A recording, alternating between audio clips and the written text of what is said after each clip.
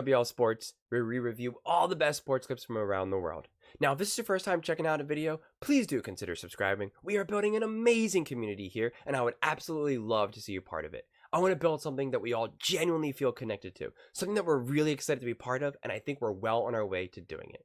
So without further ado, let's get to it. We're watching a clip of First Take, where JJ Redick goes scorched earth on Doc Rivers for making excuses. Now, we're going to do two things here, actually. We're going to do something I've never done. We're going to watch two clips because when I was setting this up, it's JJ Redick goes off on Doc Rivers, which I have not heard or seen. I've seen like a quote of it. That's how this clip got my attention. And then as I was going to watch it, I see that we also now have, Austin Rivers' response to JJ Redick calling out Doc Rivers for Buck struggle. So,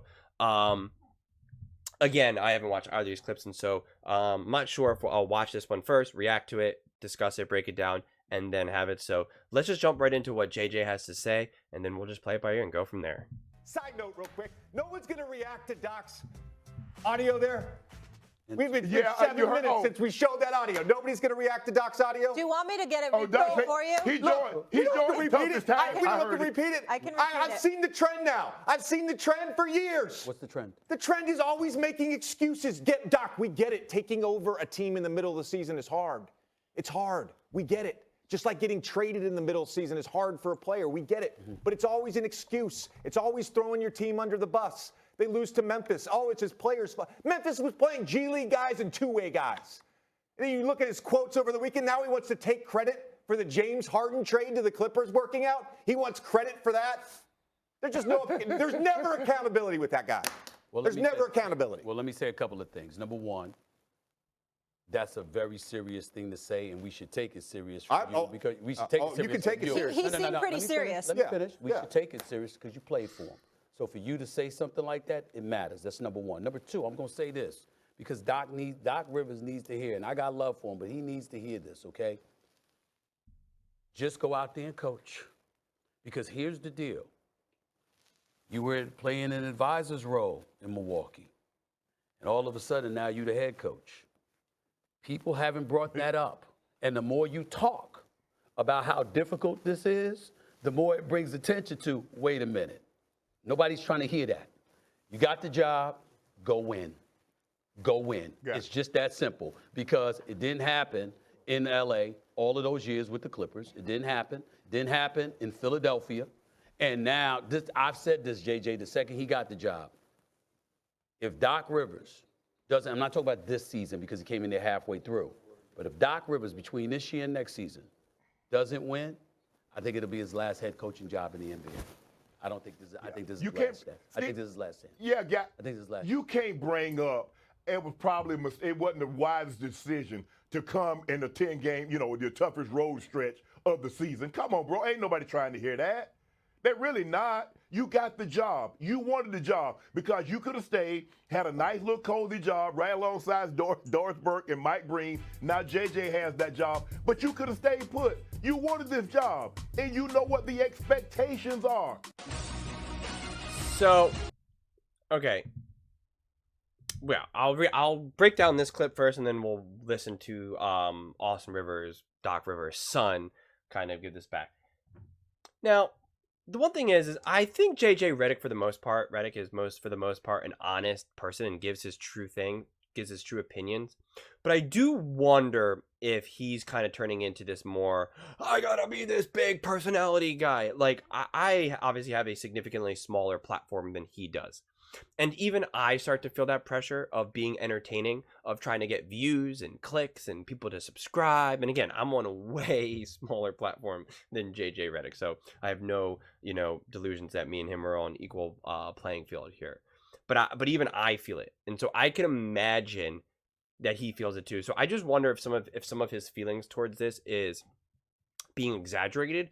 But with that being said, as Stephen A pointed out, like, he did play for Doc for years now, and I did see that a lot of people, and I think this is what Austin Rivers says, which again, I haven't heard the clip, but I just saw like a little quote where I think he pretty much now calls him out and says, Doc made you. Doc is what, brought your career to what it was, which may or may not be true. I don't know. That's like saying Steve Kerr made Steph Curry. And I don't think that's true at all, right? I don't think anyone really believes that.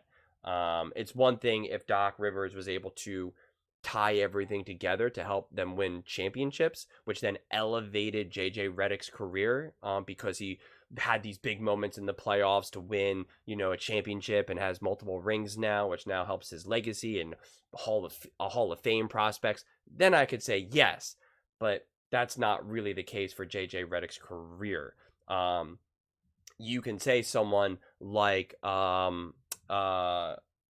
Jackson helped Michael Jordan because he didn't make Michael Jordan be as good as Michael Jordan, but he helped him understand that you have to play more team ball, that the other players have to get more involved, and he helped lead Michael Jordan to multiple, obviously 6 championships, which then built Michael Jordan up even more, right? Michael Jordan really became Michael Jordan because of those 6 championships.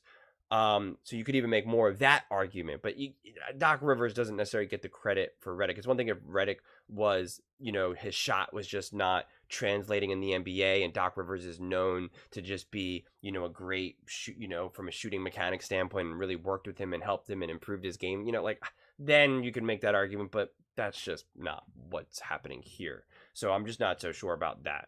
So I'll just, plant that flag there. Now, the other thing is that Doc Rivers is in a losing situation here because he's obviously going to a team that was suffering so much that they needed to fire their coach. Okay. And now you're just expecting this coach just to magically fix that. And again, I'm not so sure that any great coach could magically fix that. Phil Jackson, Steve Kerr, Popovich. I'm just not so sure that situation is you could just magically do that, because so much of being a head coach in the NBA is culture building your system and having the time to develop in your ideology. And he doesn't have the time to do that. The practices in the NBA are very limited, and you just don't have that ability to do that. And he has no ability to build a culture or a voice in that locker room. And like I've said, I just filmed the video just a few minutes ago about Bill Belichick no longer having that mystique as being great and elite. And so now people don't really listen to him in the same way that they once did. And Doc Rivers doesn't have that clout anymore. People don't just unconditionally listen to him and trust him and respect him. And that's a problem. That's a problem. You need that.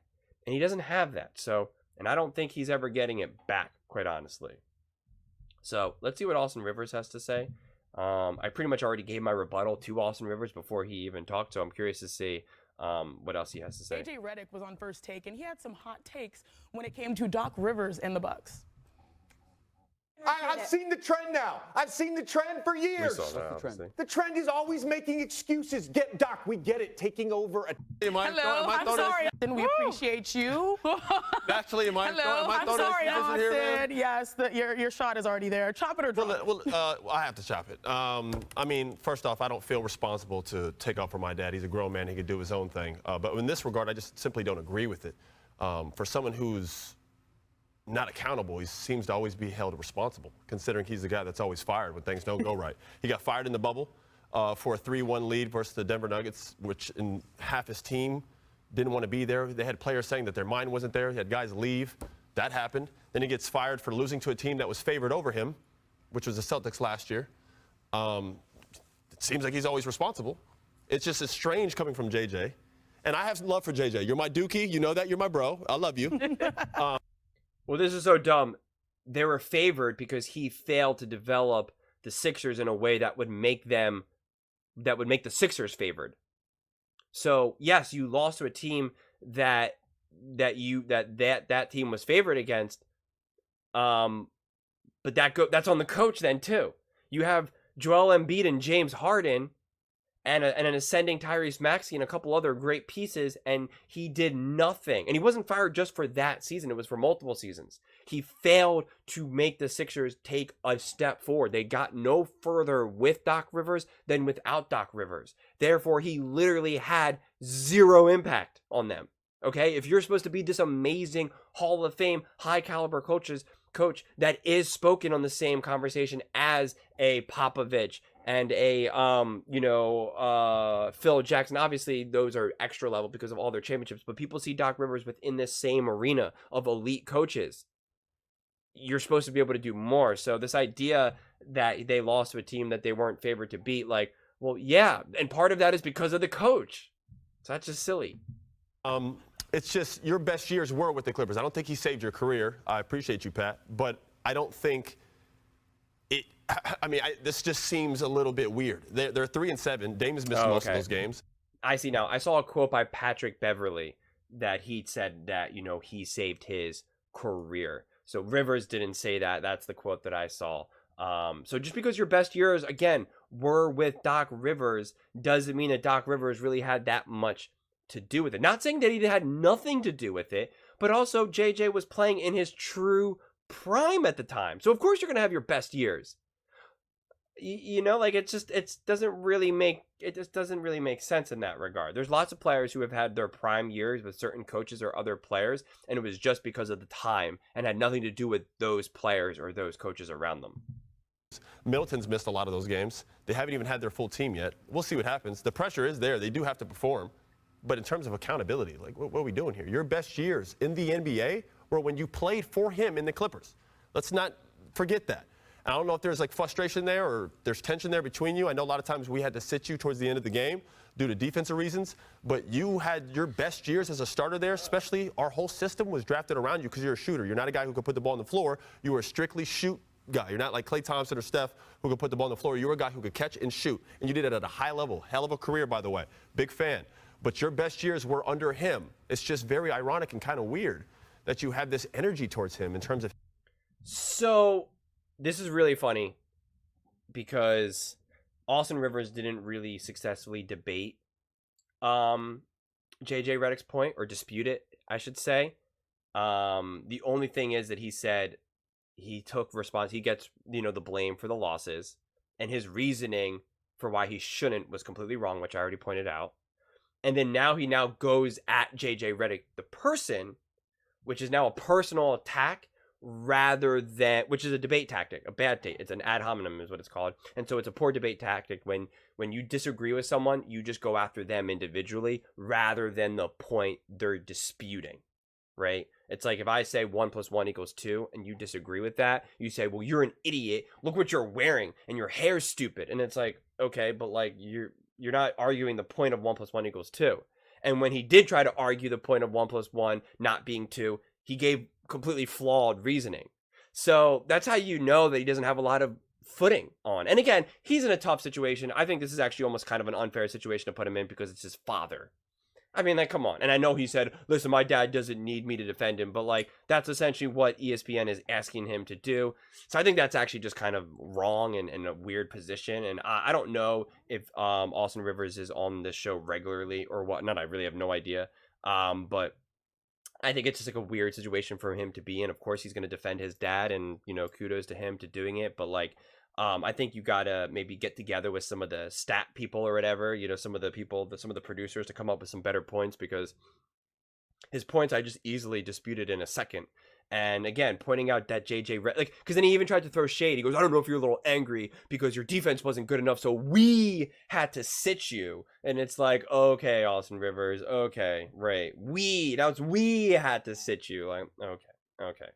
I like, that's a nice little dig. Like, it's just, it doesn't land well for me personally.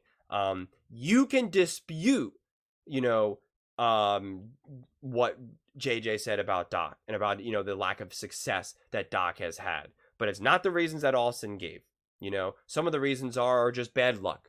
Okay, like having Joel Embiid get injured, or call out that Joel Embiid has been, you know, underperforming his whole career in the playoffs, which I've also defended, though, honestly. Or call out that James Harden has failed in the playoffs season after season after season. So why should Doc Rivers get the blame for that? You know, call out that the Clippers just ran into the juggernaut and dynasty of the Golden State Warriors. You know, say that. You know, there's other things that you could say. Call out JJ Redick for 3 games where he went like 11 collectively, the final 3 games. I forget which series it was, but when they lost, he went like 11 for 38 or something, where JJ just did not show up and just unfortunately shot poorly. Like, call that out and be like, what does Doc have to do with that?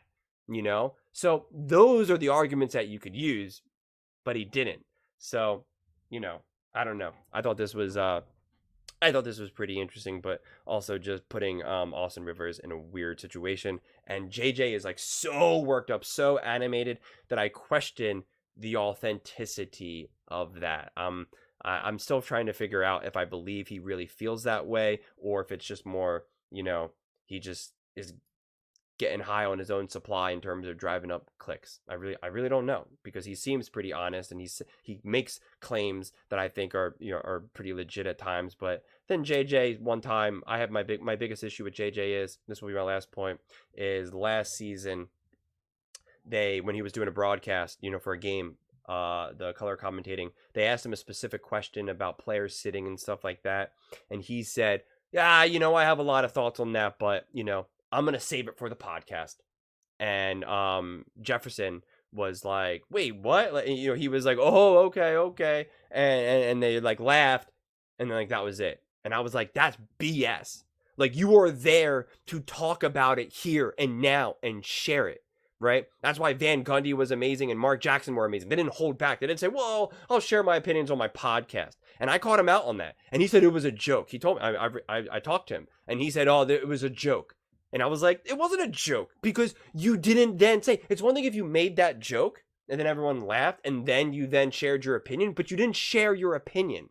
So it wasn't a joke. And to me, that takes away from the broadcasting experience. Again, that's why I loved Van Gundy and Mark Jackson, because they didn't hold back. It felt like you were watching the game with them. They shot from the hip. They made their own jokes that were either funny or stupid, but still entertaining. And they then also called out the NBA and celebrated the NBA whenever they thought was fit. And it was great. And now we get, JJ Redick, which is just not good. But those are my thoughts on this one. I would absolutely love to hear your thoughts. If you think what I'm saying is the most ridiculous thing you've ever heard, please let me know in the comments below. If you think what I'm saying is the most amazing thing, then definitely please let me know. Either way, let's get into some discussions. Let's get into some fights. But ultimately, let's just have some fun. And please do consider subscribing. As I said, we are building an amazing community here, and I would absolutely love to see you part of it. I want to build something that we all genuinely feel connected to, something that we're really excited to be part of, and I think we're well on our way to doing it. Thank you so much, and see you next time.